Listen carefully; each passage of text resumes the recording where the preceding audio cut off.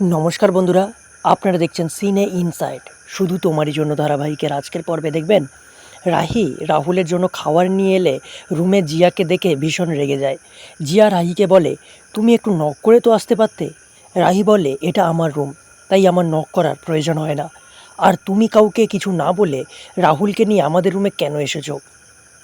বেশি বাড়াবাড়ি করো না, এক্ষুনি এখান থেকে চলে যাও। এরপর জিয়া রেগে সেখান থেকে চলে যায়। এসব নিয়ে রাহুল আর রাহির মধ্যে গণ্ডগোল শুরু হয়। রাহুল বলে, আমি কার সাথে কথা বলবো না বলবো এখন সেটা তুমি ঠিক করে দেবে।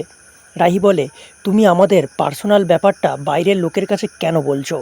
রাহুল বলে, বেশ করেছি, জিয়া আমার বন্ধু, তাই ওকে আমি সব কিছু শেয়ার করব। এই নিয়ে তাদের মধ্যে ঝামেলা হয়। এরপর বাড়ির সবার সামনে রাহুল বলে, এখন আমার মনে হচ্ছে ওই দিন বাবার কথা শুনে রাহিকে বিয়ে করে জীবনের সব থেকে বড় ভুল করেছি। এটা শুনে রাহি খুব কষ্ট পায়। রাহুল বলে, রাহি, তোমার সাথে আমি আর থাকতে পারছি না, তুমি চলে যেতে পারো। কনক বলে, রাহুল, এসব করিস না, তোর বাবা নেই, তোর বাবা আসুক।